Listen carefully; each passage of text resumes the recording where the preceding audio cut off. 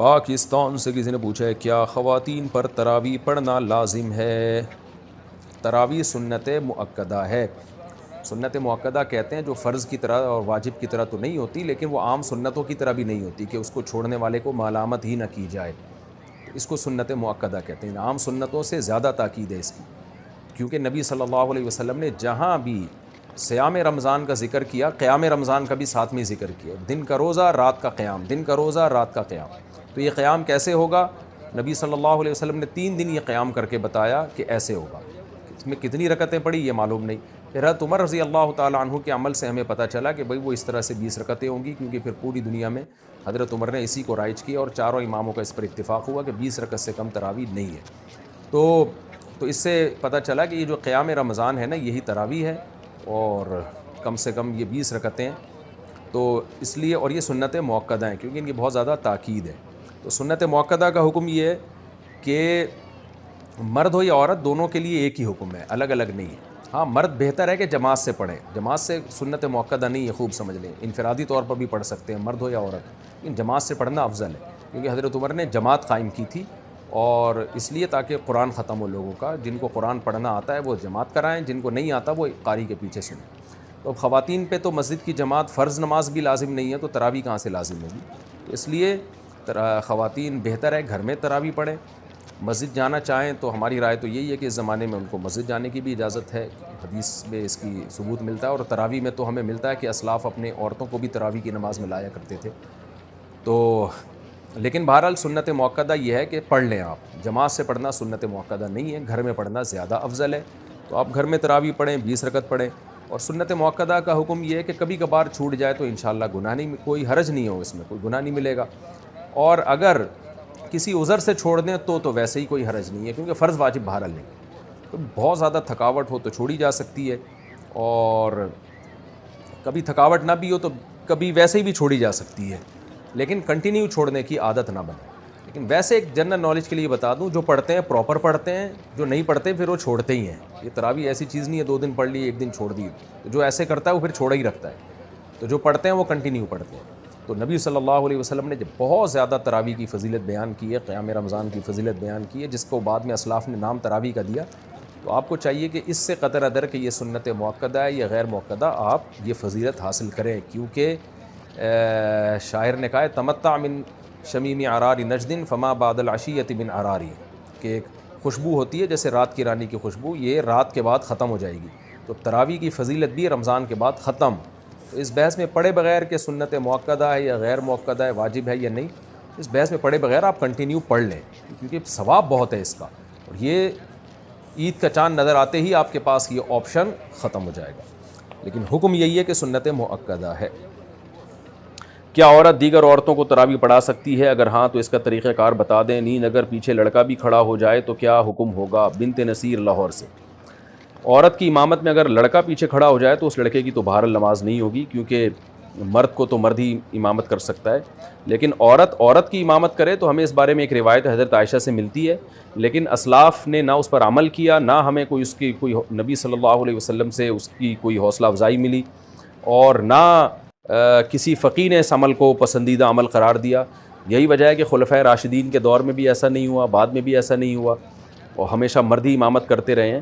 تو اس لیے حضرت عائشہ کے اس عمل سے یہ بہرحال پتہ چلتا ہے کہ اگر کوئی عورت ایسا کر لے گی تو پیچھے عورتوں کی نماز ہو جائے گی، لیکن یہ عمل بہرحال پسندیدہ ہے نہیں.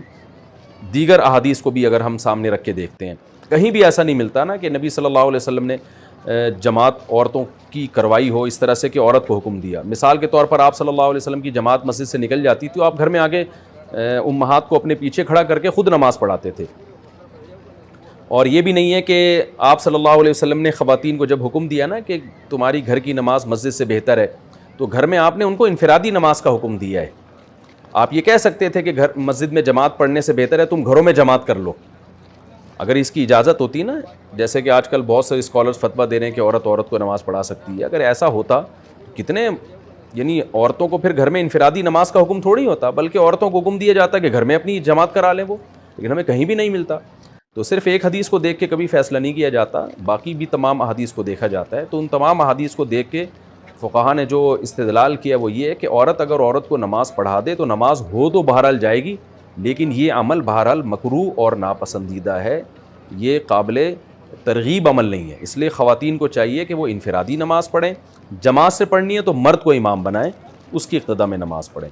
اور اگر بالفرض عورت کو نماز پڑھاتی ہے مکروہ ہونے کے باوجود، وہ کہتی نہیں شوق ہے اس کو پڑھانے کا، تو پھر خواتین امام جو ہے نا وہ صف کے بیچ میں کھڑی ہوں گی، وہ آگے نہیں کھڑی ہوں گی، کیونکہ نماز میں عورت کو بہت زیادہ سمٹنے کا اور پردے کا حکم ہے، ایکسپوز ہونے کی اجازت نہیں ہے۔ تو اس میں پھر یہ ہے کہ وہ خواتین، جیسے حضرت عائشہ کے بارے میں یہی ہے نا کہ خواتین کے بیچ میں بیچ میں تھی وہ، تو پھر آگے جانے کے بجائے جہاں صف ہے اسی کے بیچ میں وہ عورت کھڑی ہو کے نماز پڑھائے گی۔ مسجد قریب ہوتے ہوئے گھر میں تراویح کا اہتمام کرنا، اگر مسجد قریب ہو تو گھر میں تراویح پڑھنے کا اہتمام کرنا کیسا ہے؟ اعجاز انصاری انڈیا سے۔ دیکھیں، تراویح کی جماعت مسجد میں لازم نہیں ہے، سنت مؤکدہ علی الکفایہ ہے کہ پورے محلے میں ایک جماعت بھی ہو تو سب سے سنت مؤکدہ ساقط ہو جاتی ہے۔ البتہ تراویح پڑھنا سنت مؤکدہ ہے، یعنی اگر آپ جماعت سے نہیں بھی پڑھتے تو انفرادی طور پہ پڑھیں۔ باقی آپ نے کہا مسجد قریب میں ہے، تو مسجد اگر قریب میں ہے تو بہتر تو یہی ہے کہ مسجد میں تراویح پڑھیں، کیونکہ اس کا ثواب زیادہ ہے۔ لیکن اگر کوئی مسجد میں نہیں پڑھتا، گھر میں بھی جماعت کر لیتا ہے تو بھی جائز ہے۔ باقی یہ کہ مسجد میں پڑھنا زیادہ بہتر کیوں ہے، وجہ اس کی ہے کہ حضرت عمر رضی اللہ تعالیٰ عنہ نے مسجد میں تمام جو مختلف جماعتیں تھیں ان کو ایک امام پہ جمع کیا، اور صحابہ نے اس عمل کو بہت پسند کیا، اور حضرت علی رضی اللہ تعالیٰ عنہ فرمایا کرتے تھے کہ اللہ عمر پہ رحم کرے، انہوں نے ہماری مسجدوں کو ایک رونق بخشی ہے۔ تو تراویح جو ہے یہ مسجد کی رونق ہے، تو اگر سب لوگ اپنے گھروں میں پڑھنا شروع کر دیں گے تو مسجد میں رونق ختم ہو جائے گی۔ تو اس لیے افضل یہی ہے کہ مسجد میں آپ جماعت سے جا کے تراویح کی نماز پڑھیں تاکہ مسجد کی ایک رونق بحال ہو۔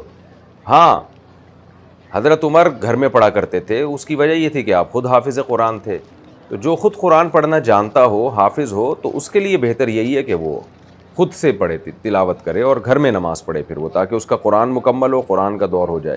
لیکن جو غیر حافظ ہیں ان کے لیے افضل یہی ہے کہ مسجد میں جماعت سے نماز پڑھیں۔ مسجد میں نہیں پڑھتے، گھر میں کسی کی پیچھے نماز پڑھ لیتے ہیں تراویح کی تو بھی جائز ہے۔ البتہ یہاں ایک بات خوب اچھی طرح سمجھ لیں، آج کل یہ ہونے لگا ہے کہ تراویح کی جماعت مختلف جگہوں پہ قائم ہوتی ہے تو فرض نماز بھی وہیں پڑھ رہے ہوتے ہیں، یہ بالکل ٹھیک نہیں ہے۔ قریب میں اگر مسجد موجود ہے تو عشاء کے 4 فرض مسجد میں پڑھنا واجب ہیں۔ اگر قریب میں مسجد موجود ہے اور تراویح کی وجہ سے لوگ مسجد کی 4 فرض کی جماعت کو چھوڑ دیں گے تو گناہ گار ہوں گے، تو اس لیے مسجد کی جماعت فرض نماز بہرحال مسجد میں پڑھنا واجب ہے اگر قریب میں کوئی مسجد موجود ہے۔